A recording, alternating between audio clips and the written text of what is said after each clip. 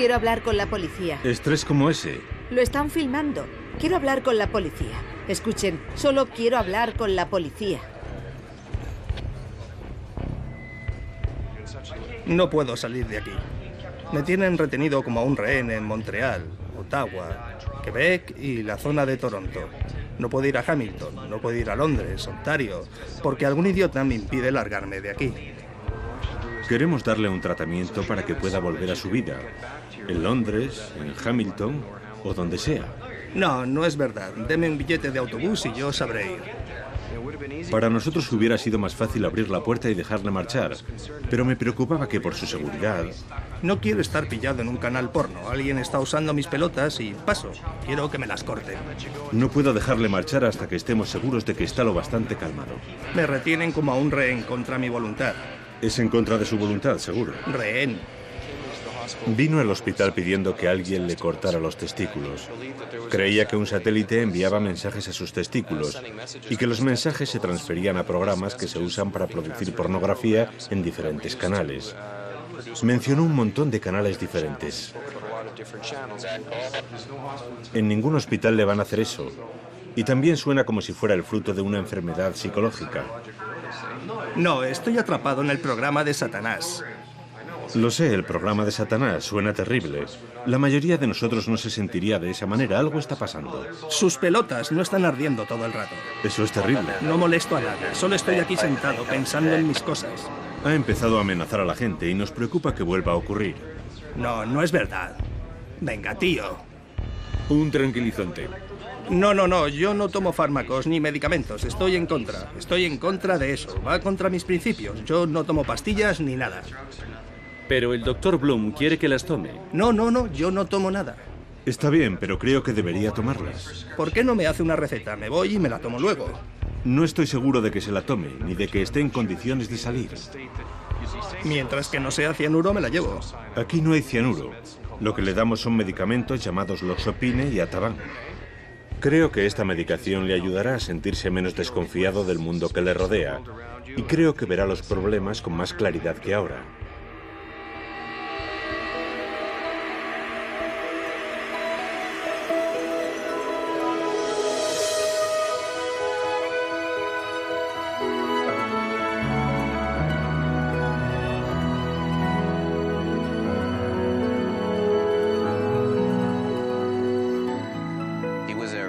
Fue una figura fundamental en la revolución de la psiquiatría gracias al uso de antipsicóticos, que redujeron e incluso terminaron por completo con los delirios y las alucinaciones de las personas psicóticas, e incluso, en muchos casos, con su sufrimiento. Otros siguieron su ejemplo con buenos resultados y luego se extendió por todo el mundo.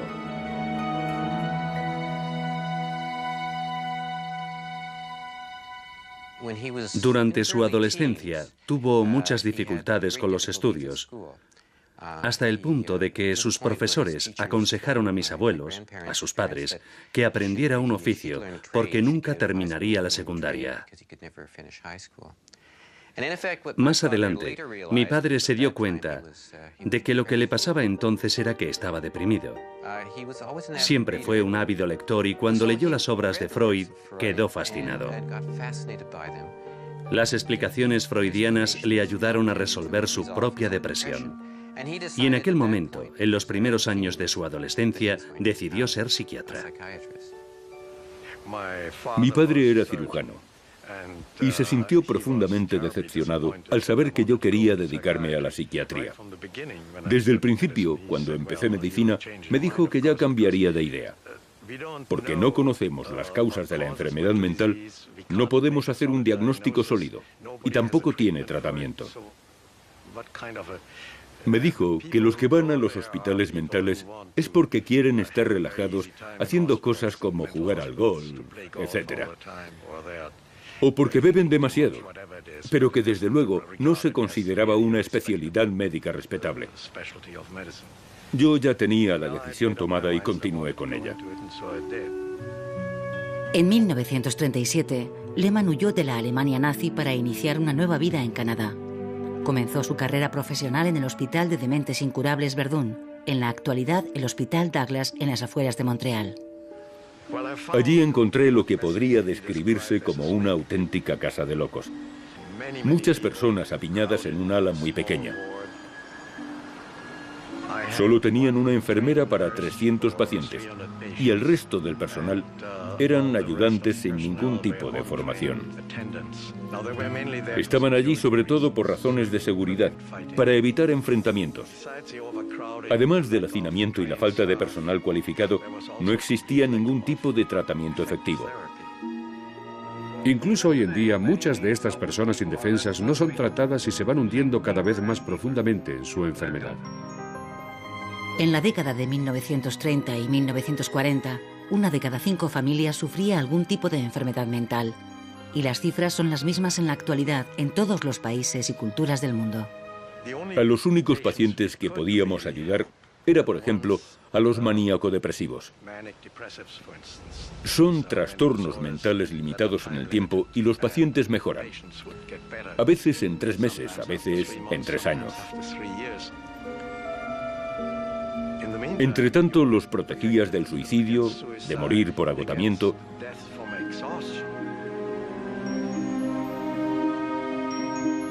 Pero si no morían de agotamiento ni se suicidaban, con el tiempo mejoraban. En la década de 1950, los manicomios estaban a rebosar. En el Hospital Douglas, Lehman se encontró cara a cara con todas las formas de enfermedad mental. Vamos a ver a 2 pacientes, madre e hija, que sufren folia 2 o trastorno psicótico compartido, una de las formas menos comunes de enfermedad mental. Se convirtió en un experto en el diagnóstico e incluso filmó algunas sesiones como herramienta pedagógica. ¿Quieren sentarse un momento?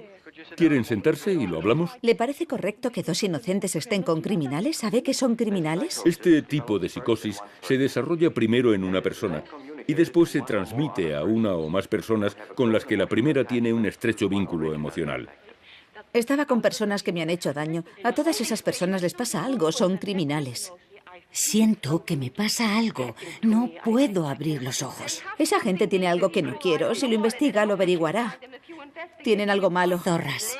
Tengo llamadas a las que puedo volver a llamar y demostrar delitos reales. Mentiras. Puedo demostrarlo. Tengo pruebas de verdad. Tengo pruebas. ¿Y qué demostrará en un tribunal? Si cree que me voy a quedar aquí, en este hospital, no voy a contarlo todo y volver a sentarme ahí dentro. Sí, y volver a eso. Cuando llegue el momento, seré libre. Algún día seré libre.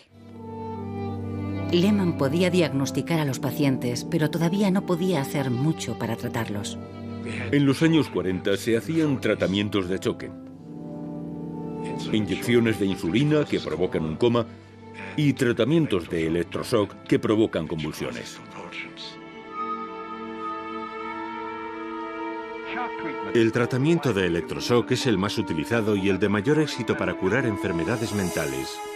El tratamiento provoca violentas reacciones musculares por todo el cuerpo. Nadie sabe cómo ni por qué el electroshock cura las enfermedades mentales, pero desenreda los pensamientos enmarañados. Probamos de todo para provocarles un shock, lo que fuera, barbitúricos, dexidrinas, anfetaminas, todo lo que se pueda imaginar. Baños fríos, baños calientes, el caso era provocar un shock como fuera. No eran tratamientos efectivos.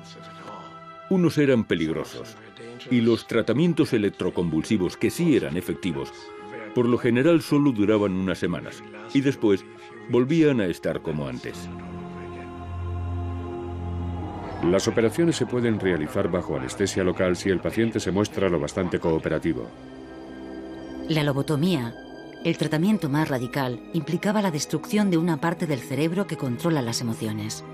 Hacía que los pacientes más difíciles fueran más fáciles de controlar.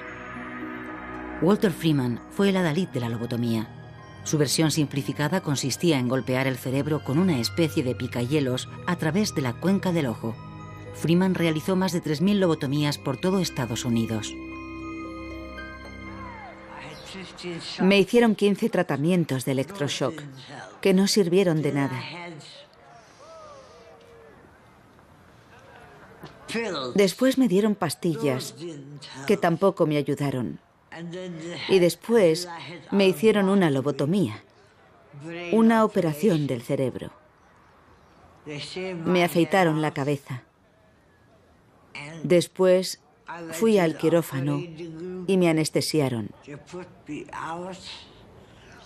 Me hicieron 2 agujeros, aquí, en la parte delantera de la cabeza.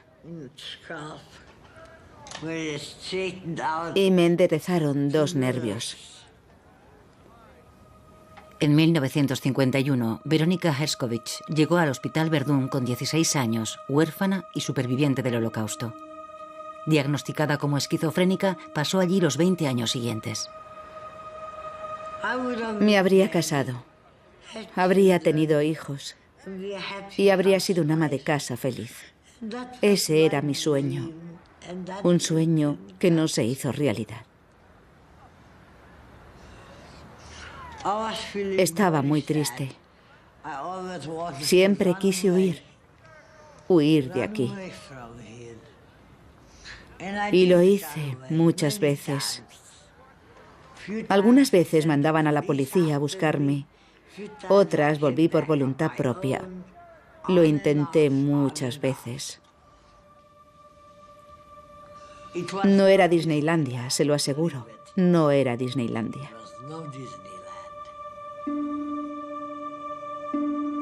Pacientes como Verónica fueron abandonados para languidecer en las salas más aisladas. Lo peor era la East House, el ala este, una de las salas para mujeres. Allí había entre 200 y 300 pacientes. Era el grupo más regresivo del hospital. Lo describían como una casa de locos, aunque era peor que eso. El olor era nauseabundo. Se quitaban la ropa, eran agresivas, lo manchaban todo de heces y de todo lo imaginable. Las paredes, los suelos. A mí me mandaban sus heces en una caja envuelta con una cinta roja. Eso era un regalo de aquellas pobres mujeres que me daban una parte de sí mismas. Con ellas habían probado todos los tratamientos posibles sin éxito y habían perdido toda esperanza. Todo el mundo pensaba que estarían allí el resto de su vida.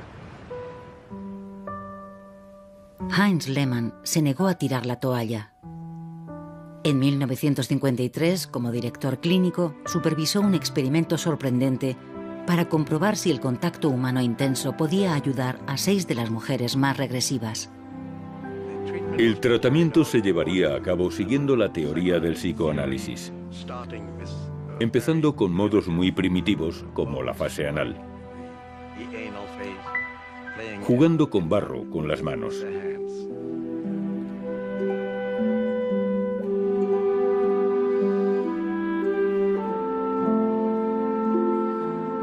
El siguiente paso, pintar con los dedos en las paredes, supuso un avance más.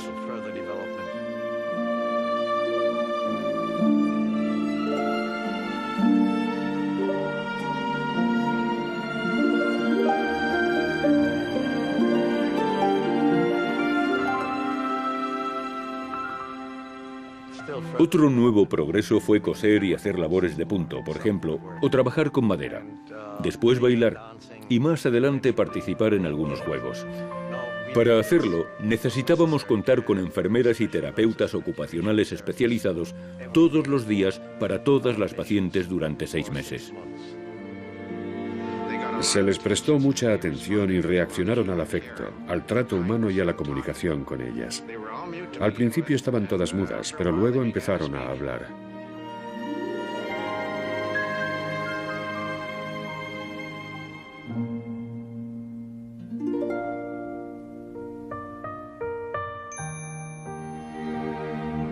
Así demostramos que, efectivamente, las pacientes estaban mucho mejor, habían mejorado mucho.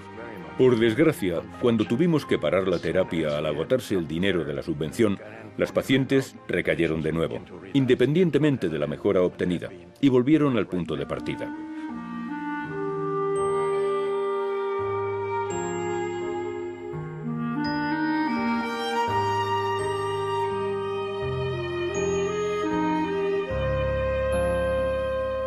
El experimento de la East House terminó poco antes de que tuviera lugar el avance más espectacular de la psiquiatría moderna.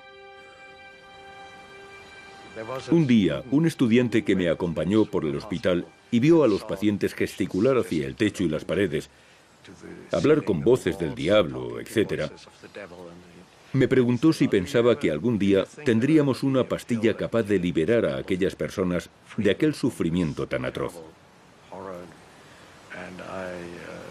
Yo me eché a reír y le dije que no, que una pastilla no, pero que probablemente con el tiempo aprenderíamos a tratarlos mejor. Pero unos meses más tarde tuvimos la pastilla. En Francia se introdujo un agente químico nuevo, la clorpromacina, producido en París por Ron Poulenc. Era un anestésico, pero un cirujano francés descubrió por casualidad que tenía efectos positivos en pacientes psicóticos. Aseguraban que los pacientes tratados con esos fármacos, algunos con las facultades mentales perturbadas, habían mejorado. Casi como una lobotomía química. Eso me intrigó, así que al día siguiente, el lunes, decidí pedir al primer residente que vi que me ayudara a investigar los nuevos fármacos. Él aceptó y nos pusimos manos a la obra. Fui por todo el hospital seleccionando pacientes. No me costó mucho. En el hospital había entonces unos 1.600. Y todos estaban gravemente enfermos. Comencé el experimento con esos pacientes y fui aumentando las dosis y llevando un registro de cada uno. En muy poco tiempo todos fueron mejorando. En lugar de tirar cosas entre delirios y alucinaciones, ellas se rizaban el pelo, hablaban y comían como todo el mundo, en platos, por primera vez en 15, 20 años. Algunas iban vestidas. Eso es lo que pasó. Todas parecían estar mejor. Nadie sabía por qué tendría que funcionar, y nosotros al principio apenas lo creíamos. A las 2 o 3 semanas vi la mejoría de los primeros pacientes y pensé que sería una casualidad. Pero no era una casualidad. Fue el primer tratamiento eficaz para los enfermos mentales. Estados Unidos no tardó en seguir el ejemplo de Lehman. Al volver la vista atrás, se ve que tuvo una profunda influencia en nuestra forma de enfocar la enfermedad mental. Era la primera vez que nos planteamos que las enfermedades mentales tienen que tener un elemento biológico, ya que de no ser así, aquellos fármacos no provocarían una diferencia tan importante. Fue revolucionario. Primero, los manicomios se fueron vaciando a medida que los enfermos recuperaban sus vidas. Los antipsicóticos que Heinz Lehmann introdujo en Estados Unidos pusieron prácticamente punto final a la era de las casas de locos.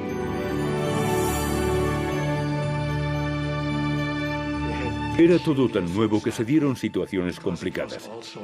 En aquel entonces se obtenía un divorcio demostrando que el cónyuge sufría una enfermedad mental crónica de la que no se recuperaría. Era algo que hacíamos con bastante frecuencia. Por eso había muchas personas divorciadas. Con los nuevos fármacos, de pronto se recuperaron y se encontraron que su esposa o su marido se habían vuelto a casar.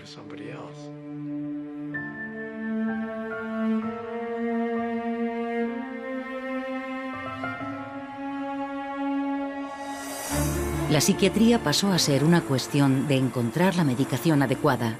Los antiguos tratamientos de choque dieron paso a una procesión de pastillas.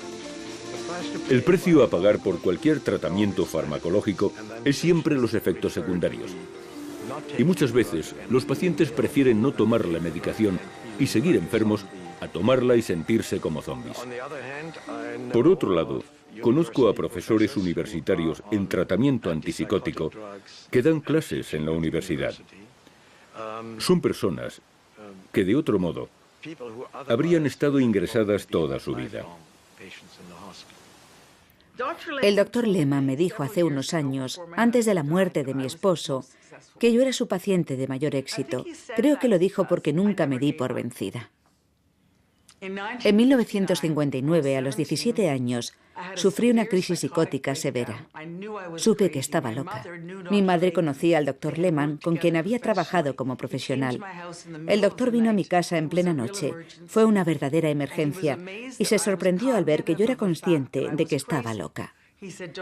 Le dijo a mi madre que no se preocupara, que volvería a la universidad en un par de semanas, pero no fue así.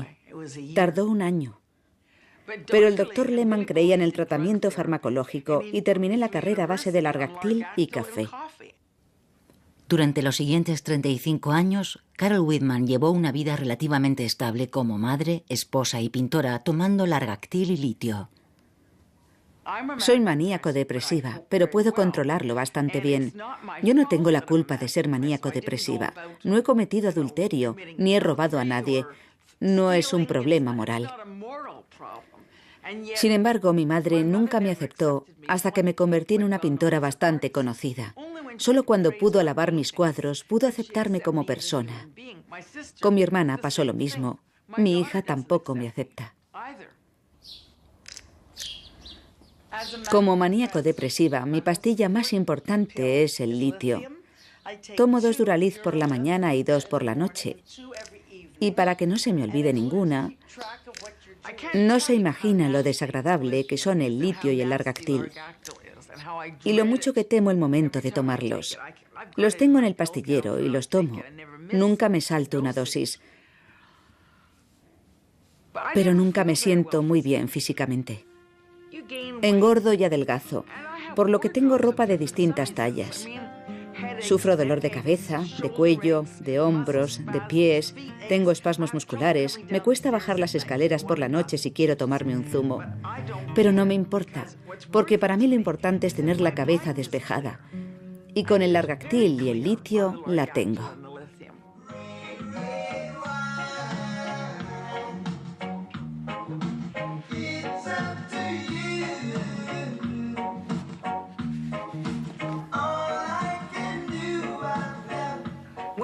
Pintar para mí no es una vía de escape. Es un método positivo con el que puedo crear armonía, belleza y el ideal griego, yo sola.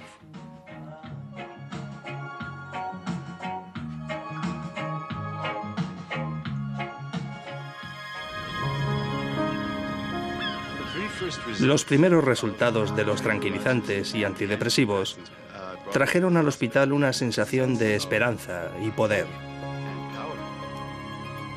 El cambio, que era pasar de cuidar de los pacientes a intervenir para mejorar su estado, fue un cambio significativo.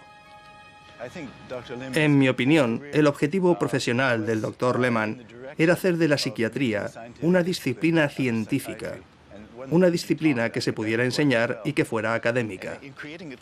Para ello, creó una herramienta como esta, con una lista de todos los síntomas que habíamos aprendido a obtener y describir en pacientes, y una escala que indica los principales diagnósticos psiquiátricos, lo que constituye una forma muy metódica de definir una enfermedad y nuestra interacción clínica con los pacientes. Tenía una cosa que giraba así, en blanco y negro, y cuanto más rápido iba, más gris veías. Dejabas de ver el blanco y el negro. Se llama prueba de fusión del centelleo. Y lo observó para ver en qué momento se produce la fusión del parpadeo bajo la influencia de diferentes fármacos, como por ejemplo barbitúricos, clorpromacina y anfetaminas. Después hizo el experimento del diente de león. Pensó que el diente de león tiene su propio metabolismo, quizás similar hasta cierto punto al metabolismo del cerebro. Así que metió flores de diente de león en agua y les puso barbitúricos. Las flores enseguida se cerraron, incluso durante el día. Por el contrario, con anfetaminas, estimulantes, se abrían en distintos grados. Y cuando ponía clorpromacina en el agua ocurría más o menos lo mismo, las flores no se cerraban, así que pensó que no tenía nada que ver con los otros medicamentos que teníamos.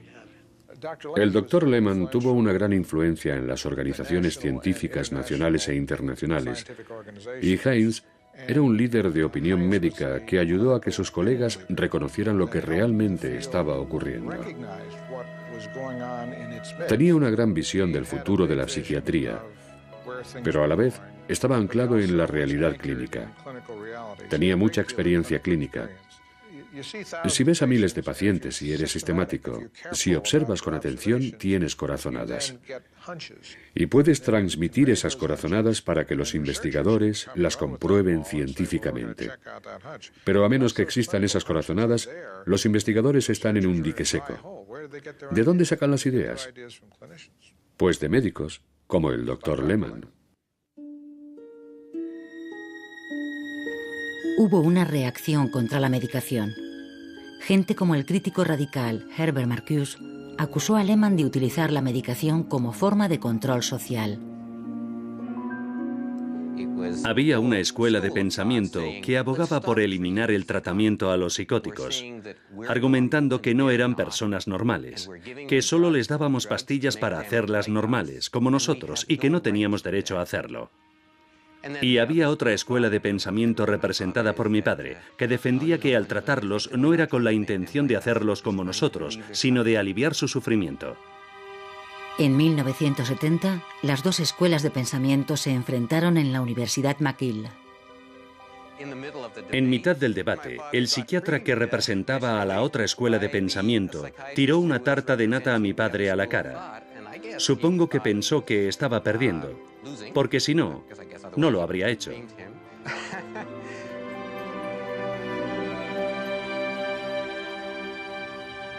Quería lo mejor para sus pacientes, era muy cariñoso. Solía ir por el hospital y daba la mano como 600 veces al día. Hace mucho tiempo que no nos vemos. Cuando entrevistaba a los pacientes era de lo más amable y el mejor profesor que he conocido en psiquiatría. Desde entonces nos hemos visto unas cuantas veces. A los 87 años, Lehmann seguía enseñando en el Hospital Douglas. Cuando firmé el divorcio, sentí mucha tristeza dentro de mí y se convirtió en una depresión. Tuve un novio y me dejó. También estaba probando una nueva medicación y me convertí casi en una psicótica. ¿A qué se refiere con eso? ¿Escucha voces? ¿De cosas que otros no ven? Voces. Lo peor era que empezaba a ser el fin del mundo. Y las ratas, las serpientes, todo se iba a convertir en parte de la Tierra. Y mi columna estaría en el universo sufriendo eternamente. ¿Alguna vez sintió lo contrario a la depresión? ¿Muy contenta? ¿Más contenta de lo habitual? Sí, pensé que sería presidenta de Quebec. Ya veo. O sea que tiene ideas grandiosas. Bueno, muchas gracias. ¿Cuál creen que es el diagnóstico? Ha dicho que en el pasado ha tenido episodios maníacos y también depresión. ¿Cómo se llama eso? Bipolar. Se llama trastorno bipolar. Pero también tiene un fuerte lado psicótico. Eso es algo importante. Ha reparado en ello. Un buen examen psiquiátrico lleva aproximadamente 1 hora. Aquí lo hacemos en 15 minutos. Pero es una situación especial, con mucho trabajo en la clínica de urgencias. Aquí llega el supervisor y nos dice que veamos y diagnostiquemos a un paciente en 10 minutos. He traído a Alan porque estaba muy agresivo. Solo se relaciona con personas mayores que en su mayoría tienen Alzheimer o están en silla de ruedas. Alan es psicótico y quiere matar a las ancianas. Hace un mes golpeó a una y hoy ha pegado a otra persona. Por eso he decidido traerlo enseguida al hospital, antes de que haya más incidentes. Alan lleva viniendo aquí unos 30 años. Antes de los descubrimientos de Lehmann, probablemente hubiera estado ingresado toda su vida. Hoy los médicos y el personal lo tratan como paciente externo. Necesita estar en otro ambiente, con otra medicación y con alguien que lo cuide como es debido. ¿Ha oído voces diciéndole cosas malas? Sí. Hace 2 meses, menos un día, una voz me gritaba como si fuera un fantasma y me asusté. Era como un fantasma y pensó que podía ser el diablo. ¿El diablo? Sí. La enfermedad de Alan se vio agravada por una lesión cerebral al nacer. Su problema actual es el resultado de vivir con 8 mujeres mayores con Alzheimer. Alan, te voy a matar. Más vale que mates a alguien. Y eso me asustó. Tuvo que ser aterrador. ¿Ha oído más voces como esa en los últimos días? No. O sea, que no ha oído voces estos últimos días. No. Bien, eso está bien. Ha mencionado que ha tenido malos pensamientos, pero no lo he entendido del todo. ¿Le importa repasarlos? Malos pensamientos. Malos pensamientos, sí. Malos pensamientos de matar ancianas. Sí, de matar ancianas. Porque no me gusta su aspecto. Tengo 74 años y me preocupa qué pasará cuando yo no esté. ¿Quién cuidará de él? Ahora le doy la medicación. Sí. La medicación de la cena. Esta es la que tiene que tomar ahora. Es su pastilla. Y otra al acostarme. No hace falta. No era tanto una cuestión de medicación como de tratar de encontrarle un lugar mejor para vivir. Hicimos algunos ajustes menores a la medicación, pero cuando se dan problemas de tipo psicosocial, la medicación no puede resolverlos. Muy bien, gracias. Hay otro asunto que nos preocupa. En el pasado has intentado estrangularte y también cortarte el cuello. Sí. El motivo de que te ingresaran aquí en principio fue que las cosas no habían ido bien en casa. Sí. Empezaste a fumar marihuana. Sí, pero... Y tu madre llegó a sentir miedo. Yo entonces no te vi, pero estabas cada vez más nervioso. Yo también he tenido miedo de mi madre. No era solo yo. Bien, ella me contó eso. No es... Me gritaba todos los días. Todos los días. A lo mejor estaba tumbado en el sofá, muy cansado. Me pasaba casi todo el día tumbado en el sofá. Sí. Por todo el estrés de lo que me había pasado y por toda la medicación. 20 medicaciones diferentes en 2 años. Estaba tumbado en el sofá y cuando iba a echar la ceniza al cenicero, siempre se caía por fuera. Y ella entraba y empezaba a gritarme y amenazarme con que iba a mandarme aquí otra vez. Todo por unas cenizas en la mesa. Para mí era muy duro. No quiero vivir con ella. Bien. Me da igual que le preocupe que rompa todas sus cosas. La rompí y me mandaron al hospital durante no más de 3 meses. Eso era lo que decía la orden judicial. Cuando pasaron los 3 meses volvieron a llevarme ante el juez. Pensé que me quedaría aquí encerrado para siempre y quería suicidarme. No quería tener que seguir tomando la medicación. No, claro. Ese era otro tema que quería... Y con los pacientes tampoco. Esos pacientes dan mucho miedo, en serio.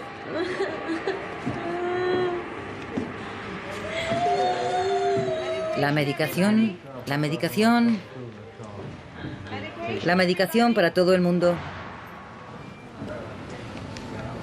La dirección decide qué tipo de tratamiento debe recibir un paciente psiquiátrico. Y normalmente deciden que solo reciba medicación porque el tratamiento farmacológico es mucho más barato que la psicoterapia. Es una cuestión de dinero. Yo, personalmente, creo que lo que un buen psiquiatra querría para sí mismo es psicoterapia junto con el tratamiento farmacológico y, por lo tanto, es lo que yo quiero para mis pacientes.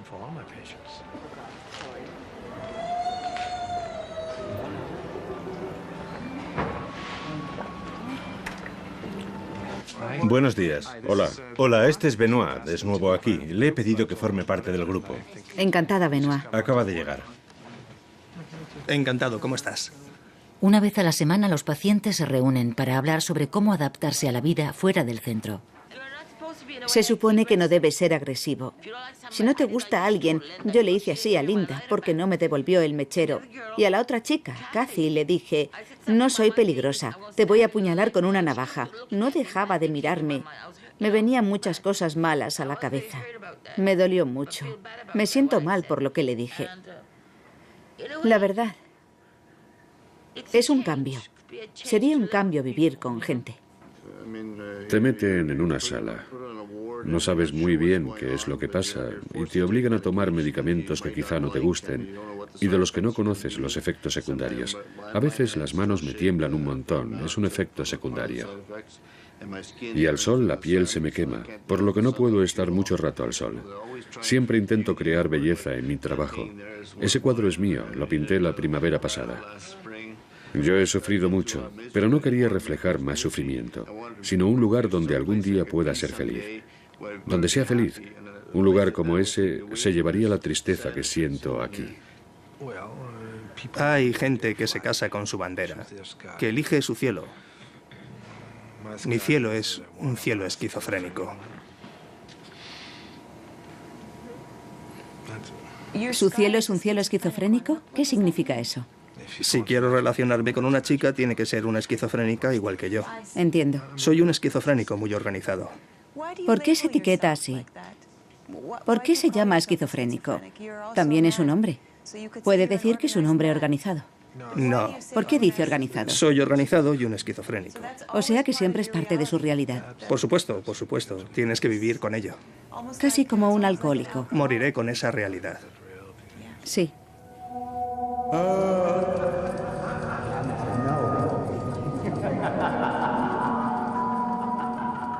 Una psicosis es como una pesadilla continua.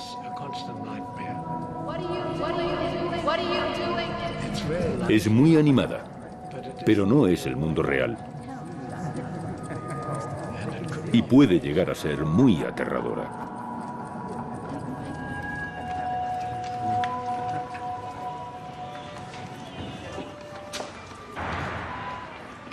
La medicación no siempre funciona con todo el mundo. Puede ser una búsqueda larga y frustrante de la combinación adecuada de fármacos. Tú coges el otro, como este. Sí, vale. ¿Vale? Como ese. Tengo una enfermedad, esquizofrenia. A mucha gente se le diagnostica de esquizofrenia. Yo aquí no tengo la sensación de mejorar. Tengo que estar solo, viviendo por mi cuenta y procurar relajarme, dejar descansar al cerebro de todo lo que ha pasado. Vale. ¿Es la hora de fumar? Estoy impaciente por empezar mi vida, vender mis obras artísticas y sentirme otra vez como un hombre. No sentirme degradado por la sociedad, como me siento viviendo con algunas de las personas que viven aquí. Tengo que poner un poco de distancia entre este sitio y yo, y así creo que podré superar mis problemas solo. Vayan a la sala de fumadores.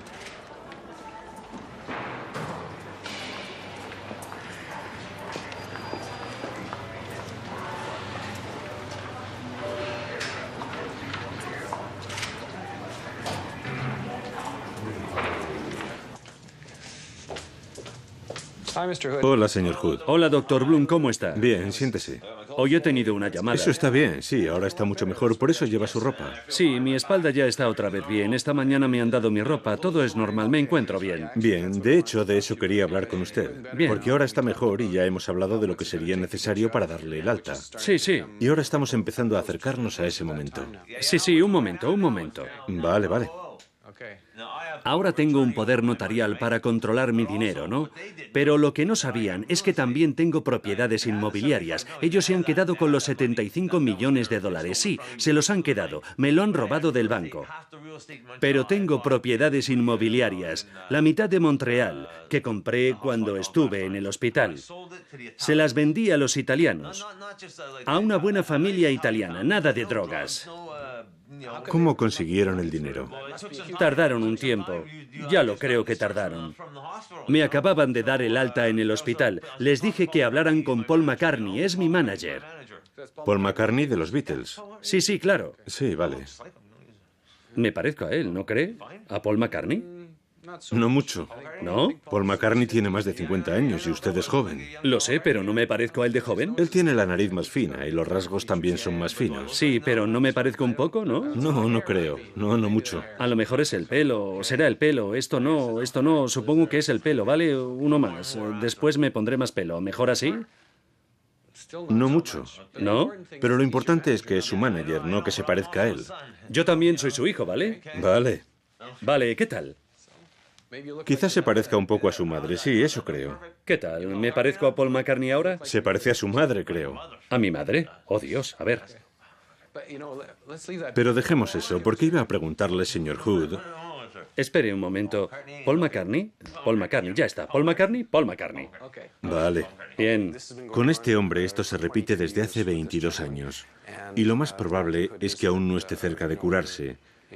Sabemos que se toma la medicación, pero tiene todo un patrón de creencias delirantes desde hace mucho tiempo. Y llega un momento en que esas creencias se anclan y quedan arraigadas, como un programa en un ordenador, y se convierten en parte de su personalidad.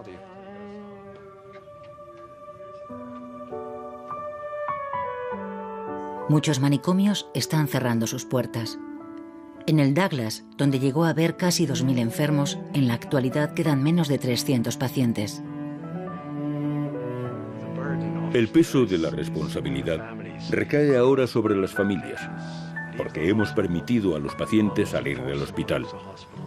Prácticamente los hemos obligado a salir. Pero no hemos dado a la sociedad los recursos necesarios para apoyarlos fuera. Muchos de los pacientes a los que hemos dado de alta por estar bastante bien recaen porque no tenemos suficiente personal para cuidarlos.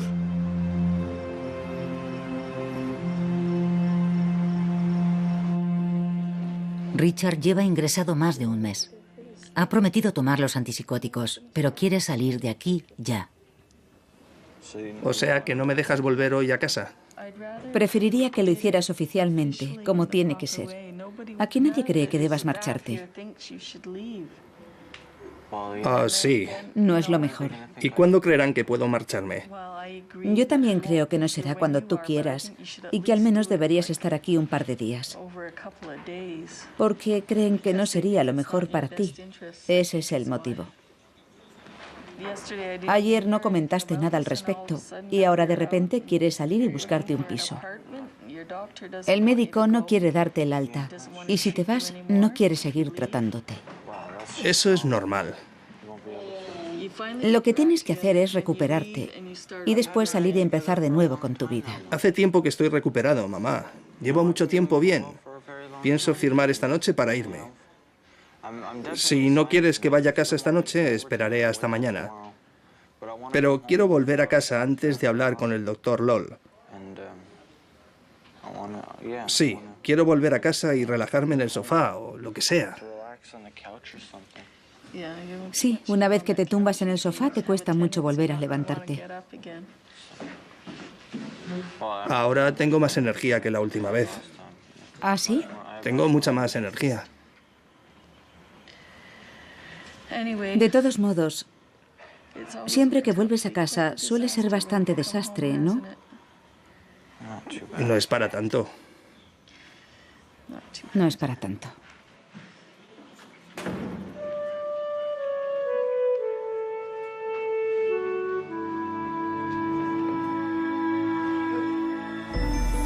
Si alguna vez encontramos la respuesta a las enfermedades mentales, lo más probable es que sea aquí, en el Instituto Nacional de Salud, en Washington. Aquí está el mayor centro de investigación psiquiátrica del mundo. Algunos de los avances más importantes en medicina han tenido lugar en estos laboratorios. Este cerebro guarda el secreto, pero debemos saber dónde buscar. El cerebro es una compleja estructura que tiene alrededor de 50.000 millones de neuronas y entre 1.000 y 10.000 conexiones por neurona. Y si no sabemos dónde buscar, si no tenemos una hipótesis sobre dónde buscar, es como buscar una aguja en un pajar.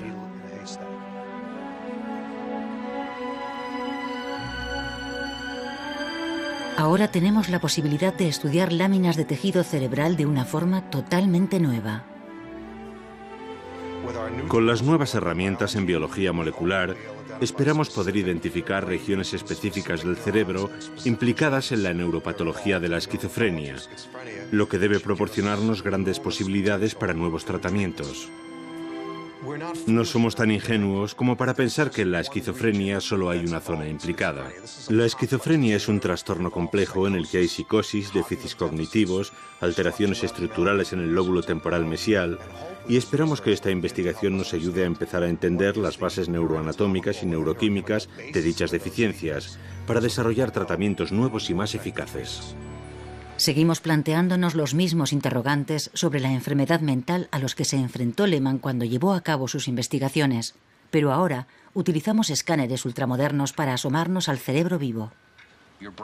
El cerebro es la sede de lo que somos y el órgano fundamental con el que nos relacionamos con lo que nos rodea. Empiezan exactamente aquí. Joe Callicott puede observar el cerebro mientras funciona. El escáner magnético ofrece una imagen tridimensional de cualquier parte del cerebro. Da al paciente sencillas tareas mentales y busca las zonas del cerebro que no funcionan como deberían. Estas enfermedades han sido difíciles de identificar genéticamente. Nuestros genes determinan todo tipo de cosas sobre la función cerebral, porque la mayoría están relacionados con el cerebro y su funcionamiento. De momento hemos tenido cierto éxito, ya que hemos logrado demostrar que en familias con un miembro esquizofrénico, esos genes también aparecen en los hermanos de dichos pacientes en proporción mucho mayor de la habitual. Ahora estamos estudiando estos aspectos que comparten. Si descubrimos cuáles son los genes que determinan esas características, podremos empezar a elaborar una imagen de la enfermedad en general. A pocos kilómetros de allí, en el Centro de Investigación Stanley, en Bethesda, un investigador va a contracorriente y parte de una teoría completamente diferente. E. Fowler Torrey fue uno de los primeros en encontrar pruebas físicas de esquizofrenia en el cerebro. Estudiamos unas 65 parejas de gemelos idénticos durante un periodo de 5 años. Cada pareja estaba aquí durante una semana. Esto es una pareja de gemelos varones de 28 años y este es el que tiene esquizofrenia. Como puede ver, estas zonas negras son los ventrículos posteriores y son más grandes de lo habitual, uno un poco más y el otro bastante más. Aquí puede ver que en el hermano gemelo idéntico, el que no tiene esquizofrenia, el tamaño de los ventrículos, estos, son totalmente normales. Si se tratara de una enfermedad genética, sería prácticamente imposible encontrar a dos gemelos idénticos, que uno la tuviera y el otro no. Y de hecho, en el caso de la esquizofrenia, de los casos en que uno de los gemelos la tiene, solo en una tercera parte de los casos el otro gemelo es también esquizofrénico. Esto significa que en el 66% de los casos no es así, por lo que no es una enfermedad fundamentalmente genética. Creo que se heredan varios genes que facilitan la posibilidad de desarrollar esquizofrenia si el sujeto se ve expuesto al factor X. El factor X, en mi delirante sistema, según dicen algunos de mis colegas, es uno o varios virus. En primer lugar, sabemos que cuando un virus se instala en el cerebro, a veces puede causar un síndrome que es prácticamente idéntico a la esquizofrenia o a la depresión maníaca. También estamos descubriendo un aumento de anticuerpos contra virus que aparecen con mayor frecuencia en pacientes con esquizofrenia y maníaco-depresivos, en comparación con grupos de control normales. Nuestra esperanza a largo plazo es poder desarrollar una o varias vacunas para vacunar de forma previa a la contracción del virus. Así se podrían prevenir estas enfermedades. En cierto modo, digamos que es como vivir en la época del descubrimiento de la penicilina. Estamos entrando en una era de tratamientos a nivel molecular. Tenemos tratamientos de biología molecular que ya se están aplicando en otras disciplinas médicas. Y esperamos que en el próximo siglo sean aplicables a los trastornos psiquiátricos.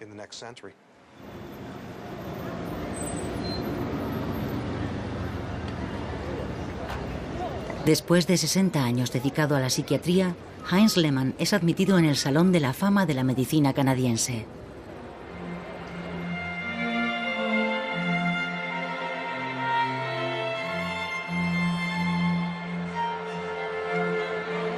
Quiero felicitarle y darle las gracias. Muchas gracias. Hola.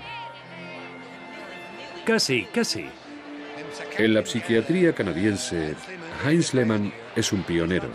Ha hecho tanto por este campo y por tantos pacientes que pensamos que se lo merece de verdad. Al descubrir y demostrar la eficacia del Argactil, Heinz introdujo el nuevo campo de la psicofarmacología. Hizo de la psiquiatría una disciplina médica que proporciona, además del tratamiento, los medios de acceso al cerebro, a los procesos mentales.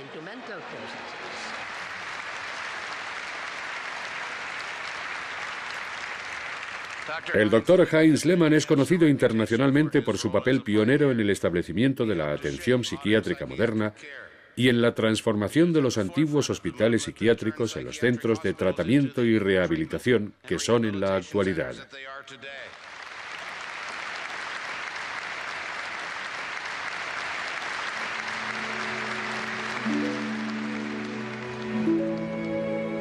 Sabía lo que era la psiquiatría cuando me dediqué a ella en los años 30. No era lo que debía ser. Y por eso precisamente empecé por ahí. Porque era un territorio virgen en el que había mucho por descubrir.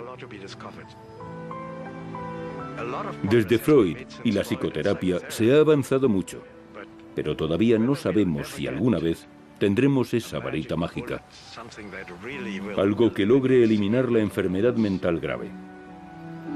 No solo tratarla, sino curarla. No sé. No puedo imaginar lo que ocurrirá en los próximos 50 años.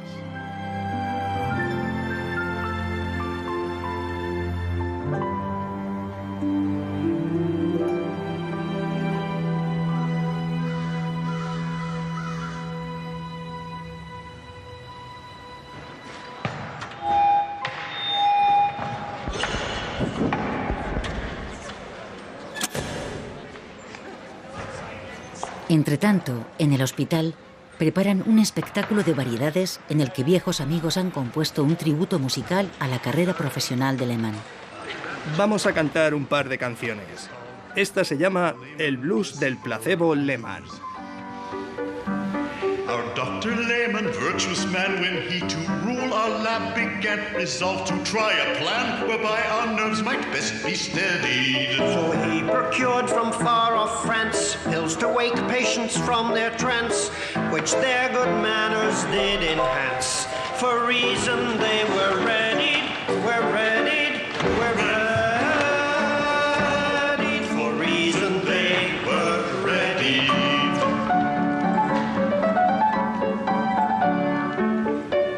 And all the research world agreed that he had done a wondrous deed. Richard dejó el Douglas y ahora vive solo. Prescription pads were all we need. Now every ill could get its pill. Prescription pads were all we need. Prescription pads were all we need. Pads were all we need.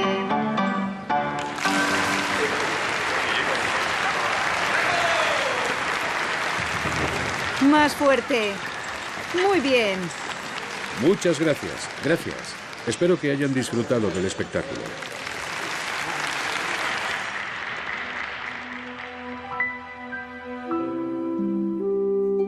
El doctor Heinz Lehmann murió el 7 de abril de 1999.